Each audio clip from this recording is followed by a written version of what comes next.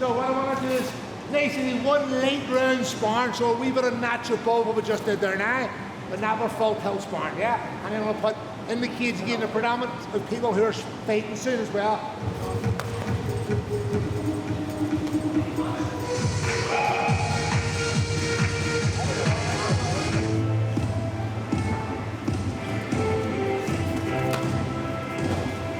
Right, partners, now we'll start our sparring, yeah? Get in the cage with Joe first, let's go. Let's go.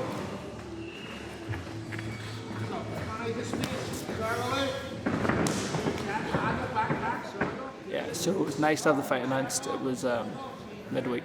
The fight comes out, and it's nice because we already knew as a team, obviously, but now that the whole world knows, it seems a bit more of a buzz. So you kind of get the buzz when the fight's signed and the buzz when it gets released. It's a fun fight. I'm very excited for it. You know, Daniel's coming off, you know, the Contender Series and a good win streak, exciting fights, good finishes. So he's all the making for a barn burner, like, for sure. Yeah, it's exciting. He's going to be hungry. It's his UFC debut.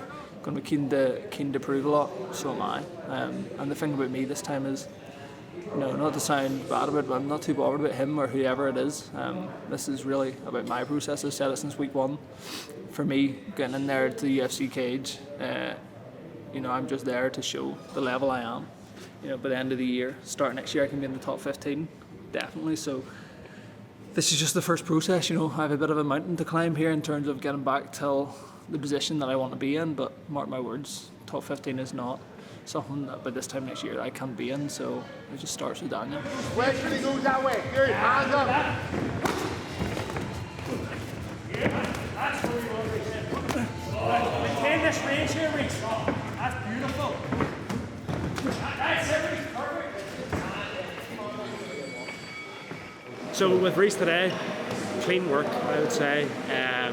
When you're sparring Rhys, sometimes it can feel a bit messy, and that's actually one of Rhys's strong points. Is like he can drag you into like a real fight, lots of different scrambles. But for this fight, we want everything to be clean.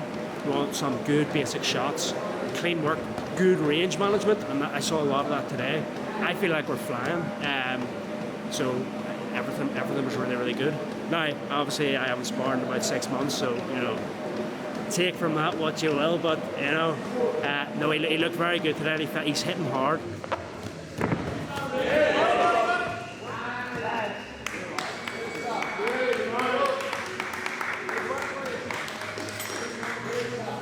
Your feet have to work, and you gotta have that. We're talking about the mental position, whereas I'm putting it on, and that's my fucking turn. And even in the last 20 seconds, I'm going right out of the range, that's how you go, right, that's okay, see down this round? You're getting it. You're getting it. Because I have another 10 minutes of me, you don't.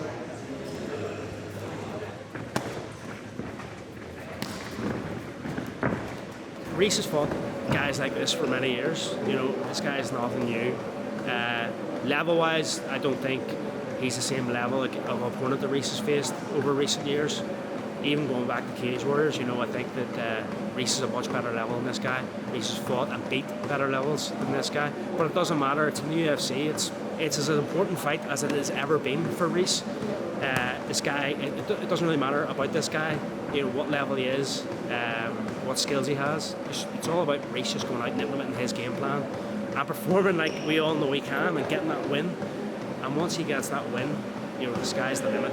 People will see how good he is, and then he'll be able to carry that confidence through into many more fights in the UFC. Hold on a second. The shin pads are undone.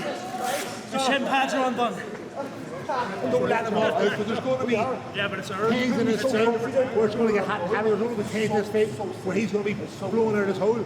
And your opportunities are going to be there. The question is, can you take them at them times? Can you go at it, hit the right shots?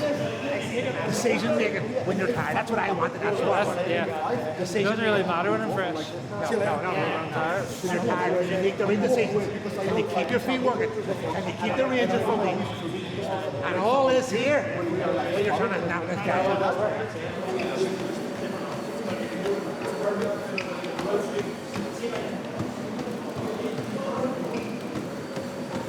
Sparring today was hard, you know, felt really good.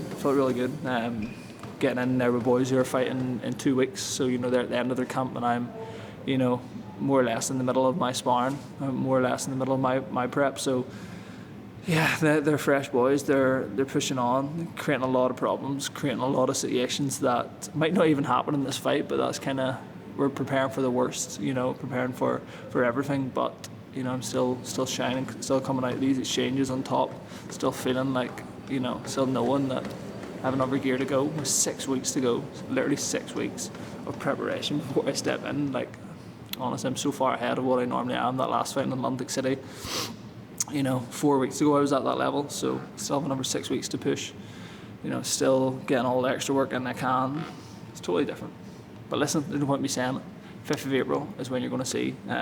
Doesn't mean anything to say it, it just means everything to do it, so let's go.